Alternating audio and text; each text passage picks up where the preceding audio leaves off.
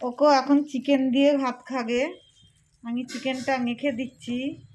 কেউ কেউ কমেন্ট করছো যে কুকুর নিয়ে আর্ধেক খেতা। আমরা গাড়ির ফ্যামিলি মনে করি।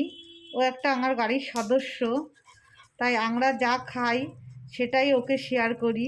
ও আমার গাড়ির ছেলের মতন। আমাদের নেই কাজ আর খই গাছ না।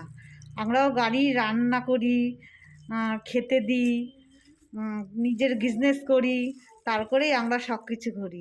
যারা ওরকম বলে তারা হলো নেই কাজ তার খই গাছ। না, ওকে খেয়ে নাও।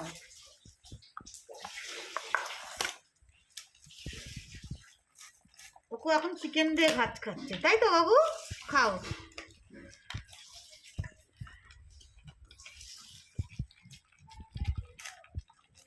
আর ভিডিও করাটাও একটা ট্যালেন্ট লাগে, সবার দ্বারাই হয় না। যারা ওরকম বলে তাদের কোনো ট্যালেন্ট নেই, তাই এইসব কথা বলে।